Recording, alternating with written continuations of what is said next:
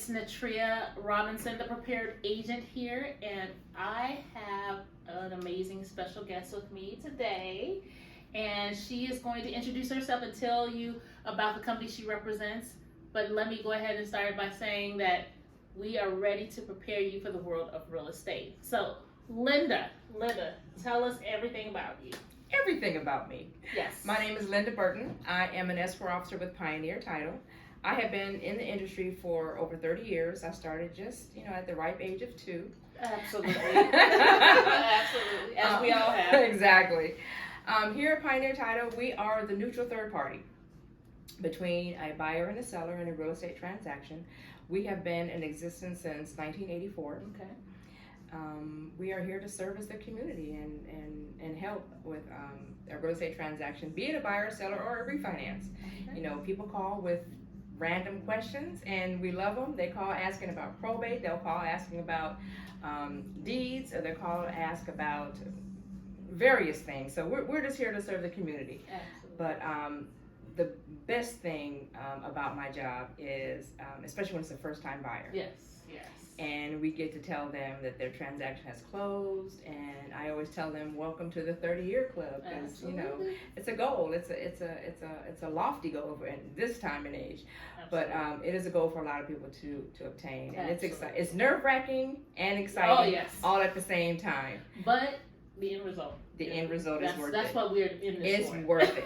It is definitely worth it. Okay, so Linda was telling us it's Pioneer Title, but we're talking about today title companies just in general too, right? Mm-hmm. So we're going to talk about what that looks like when you're actually in the transaction and where title comes into play when it comes to that. Mm-hmm. So let's start off by asking maybe some questions, like a buyer maybe starting out, they're getting ready to go and look for a home. Mm-hmm. What questions should they ask if they're looking for a title company? Google, find what the various title companies are in your area, look at the reviews, and then call a few. Call a few, see how well you connect with the person who answers the phone, ask to speak to one of our escrow officers, and interview us. Okay. Ask us whatever questions that you have come across from talking to your family, talking with your realtors. Ask us a plethora of questions. You need to have a level of comfortability in the midst of a transaction like this, because there's a lot going on. So you want someone that, first of all, that you can reach. Yes. And second of all, that you feel comfortable with. So definitely call, interview, find out how many branches that title company has in the vicinity. We were just sharing, I'm in one area of the city. You're purchasing a home in another area of the city and probably already live in that area. Do you want to drive 30 miles just to sign some documents? Pioneer Title happens to have a plethora of offices all over the city where we can set up signings that you can go and sign your documents at that location, and we'll have them picked up and couriered back out here. So we try to do whatever we can do to accommodate our clients. We want to be here for this community and for all communities. That is awesome. Okay, so get on Google, as she stated. You don't have to wait until you're in the midst of a transaction to start, trying to figure out who the title company is. Go ahead and do your research. I know real estate agents, we offer, options as well, but the real ultimate decision is yours. So just think about that. Okay, so we have a buyer. They found the home of their dreams, right? And we're getting ready to build this team. We're assembling this team to be able to take them to the finish line. Correct. So we pass the ball over to title. So tell us about what that process looks like from the buyer's perspective. Once the buyer has executed the contract and the seller has accepted the offer, then the buyer's agent typically emails us the contract. We are then going to contact the buyer to find out how they would like to get their earnest money deposit to us. Various ways. We have quite a few buyers that are coming from out of state. So if you can't just swing by and drop off a check, then I'm going to talk to you about either wiring your earnest money deposit into us, sending via overnight mail, a cashier's check, a personal check, or a money order. Any of those avenues are acceptable. We also have an app that's called Bank Shop. Oh. And if they have you have to have a personal check. because it's almost like taking a picture of your check and depositing it, Okay. but you're depositing it in our account. Ah. So it's secured. Not many people have caught on to it just yet because it's still an anomaly, but it's coming. It's coming. There's multiple ways of getting your earnest money into escrow. Those checks are deposited the day that they are received. Okay. We open the title report as soon as we get the contract, which Okay. means So we're title gonna- report is. the title report is going to tell us the history of the property. Okay. The title report is going to have the legal description in it. It's going to show us exactly how the current owner holds title to that property, be it an individual, be it an LLC, or be it in their trust. Various ways of holding title. It's going to tell us what the taxes are on that property. It's going to tell us if there's any mortgages on the property, if there's an HOA, if there's any liens or judgments such as child support or IRS. All of those things have to be addressed. That title report has to be clear and clean before we can close and transfer ownership to the buyer. The buyer doesn't want all of that laundry coming along with the new home. I sure don't know. Let's Right. clean the laundry. Yes. So we open the title report, it goes to our title department, they examine it, and that's what their department researches and digs for all of this information so that they can compile it and put it into a title commitment report. Then that document is generally emailed out to all parties. Okay. Buyers, sellers, both agents, and the lender. So Everyone wants to everybody see knows, that. right? Everybody knows what we know. Okay, good. And it is very important, not that you have to commit all of that information to memory, but it is very important to read the title report. Read. Oh my God, reading is fundamental. It Okay, is. RIF, right? Right. We grew up on RIF. RIF. Reading is fundamental. Please read the title commitment. It is very important. It contains some really, really detailed information to be able to at least expose what's going on with the property. Exactly. And then if you read it and then call me or email me. What in this do I need to pay attention to? Here's your taxes, here's this. We will tell you what part of it we're going to eliminate as we go through the transaction and what part will carry on to a buyer as the new owner of the property. So it's important. It's not scary, but it is important to know what you're getting into. Absolutely. And then she said call title company with those questions, right? Exactly. Because we do get the calls too. Yes, you do. But the professionals in that arena are the title Correct. expert, right? Correct. That's what we do. Okay. So now the title commitment has been issued, right? And all parties have had it. So then what happens at that point? At that point, we are if there's a lender involved, and if it's not a cash transaction, if the lender is involved, it's really in the lender's court. Okay. They're going to do all of their necessary investigations as far as the buyer's credit and, seizing their money and all that stuff. Yeah, they're going to order the appraisal. At that point, we're just clearing title. We're working on things. We're making sure the HOA is in. If there's any payoffs, we're getting those ordered. And so pretty much it's kind of a waiting period for us. Correct. We're drawing our documents and everything. The file is sitting ready for the most part for those loan documents to come in for the lender's execution. Yeah. The sellers, we try to get them to sign ahead of time. Okay. So that part is just done and out of the way, and they're tucked away. Everything is addressed, and now we're just waiting for those loan documents to come in from the lender. And typically, the buyer will have a heads up when they receive the closing disclosure that loan documents are imminent. So we just kind of wait around for that to happen, and once we get the loan documents, we get the buyers signed. Either they'll come in here, or they'll set up a notary to meet with them at their home if they're out of state. Set up a notary. Set up a notary. Okay. All right. Setting up a notary, and at that point, when we receive your loan documents, we're going to call you. This is Linda with Pioneer Title. We have received your loan documents. We're calling to schedule your appointment. And at that time, you can more than welcome to come into our office to sign, or we can have a notary come to you at your home or your office or the local Starbucks or McDonald's, whichever. They will come to you whenever, wherever. So that is also an option. Or we can have you sign at one of our branches, within the city. Then the loan documents are sent back to the lender. The lender has to review those documents. They want to make sure that the T's are crossed and that the I's are dotted and every page is initialed at the bottom. That's what they do. Once they have approved it, they go through the funding process. All right. Funding is important when, funding is when they are authorizing their money that they're lending to the buyer to be sent to us. Okay. So a wire is sent out. It goes through the normal channels that every other wire would go through, Federal Reserves, from their bank, Federal Reserves, and then to us. Right. Once they give us authorization, we can record. Okay. Recording means we can release those documents to Maricopa County or whatever county we're in to record those documents. Okay. We go into a queue. The queue could be 73, spots deep. It could be 13 spots deep. It just depends on the day. Now, here in Arizona, you don't get your keys until recordation has happened. So until title calls us and says that it's confirmed, right? Then you get the keys. Right. And there is a misunderstanding out there that I would like to address. Let's talk about it. You're hearing it here. Go ahead.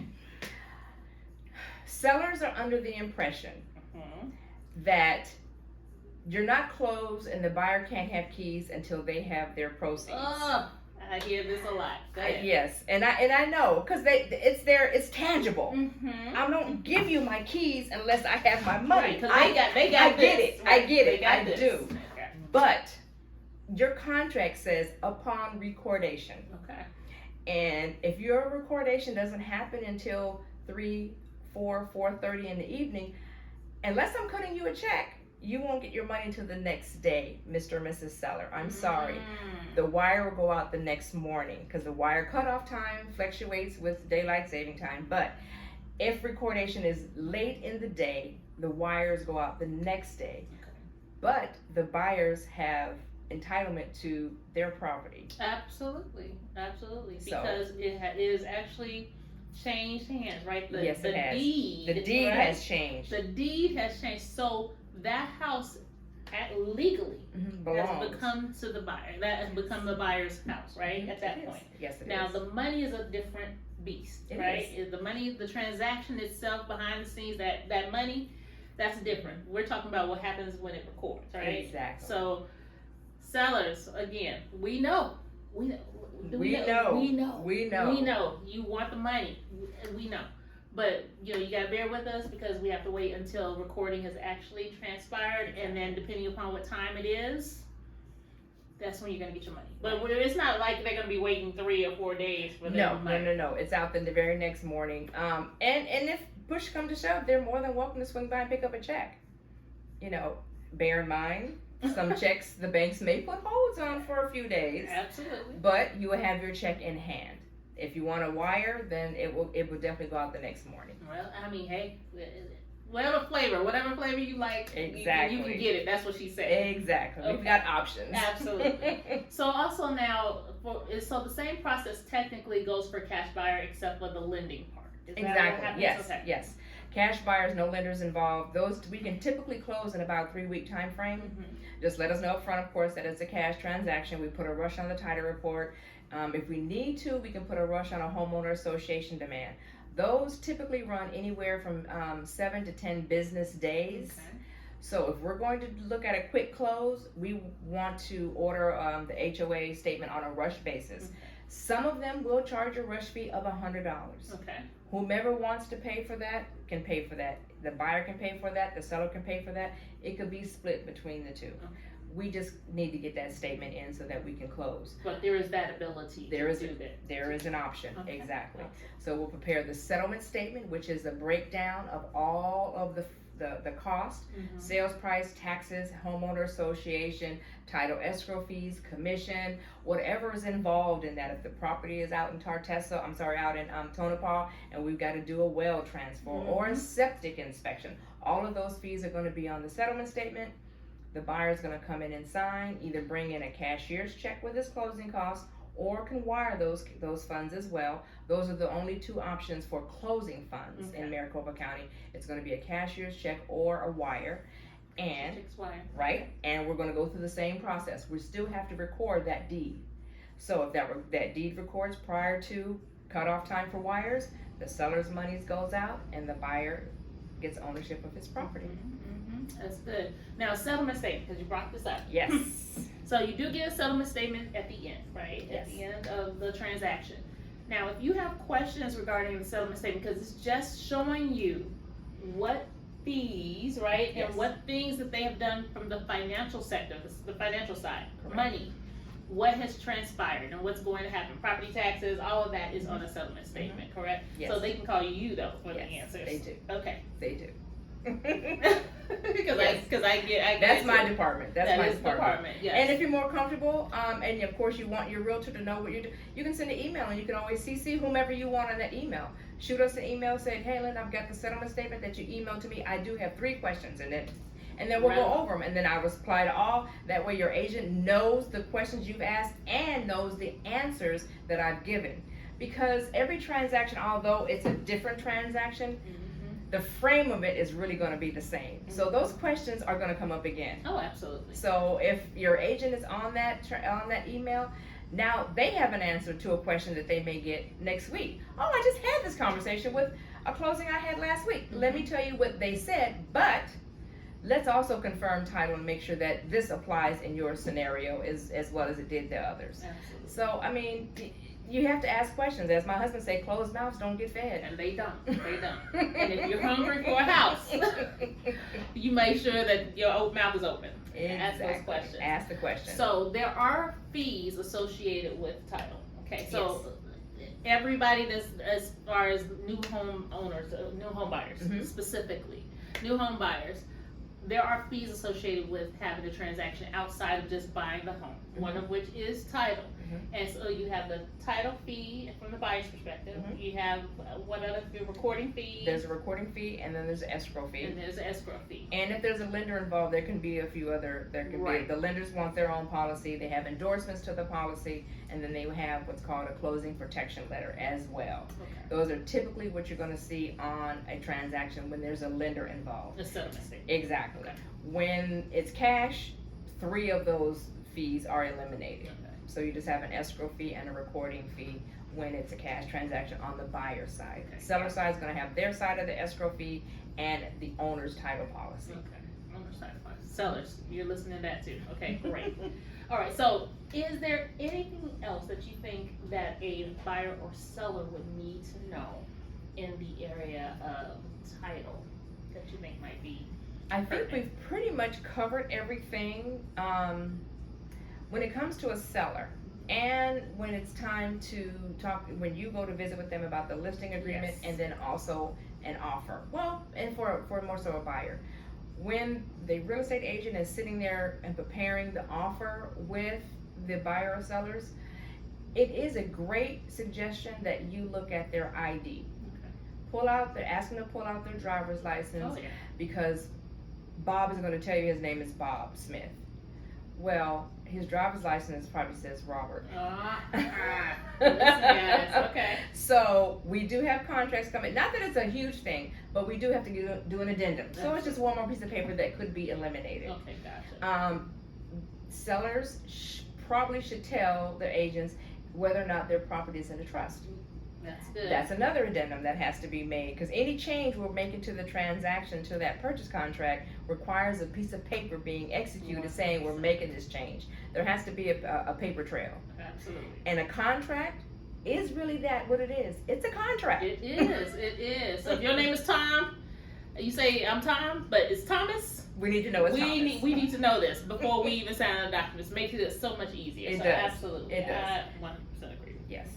So those things, just little things. Okay. Well, Linda, thank you so much. I appreciate it. You guys. Come see Linda. Okay, so Buckeye. Buckeye is where she's located. Although you can use her anywhere in the valley, right? Anywhere in the valley, but you can use Pioneer Title in the state. You can use me in the state of Arizona. Use her in the state of Arizona, okay? Linda Burton. I'm gonna say Parker. Can I say? That's my maiden name. It's on Facebook, but she's on Facebook, y'all. Get her on Facebook. Blow her up. Linda Burton, Pioneer Title. Linda Burton and Linda Burton Parker on Facebook. No. You gotta say it right, or else my husband's gonna get you. Oh, sorry. Linda Parker Burton. Sorry, hubby. Pioneer Title and Buckeye in the Verrado area, you guys. come support her, love on her. Amazing company and organization. Do your research if you like to. Absolutely, as she stated before, ask the right questions. Love you guys, and I'll be back with more information and content for you guys. And always remember to be prepared.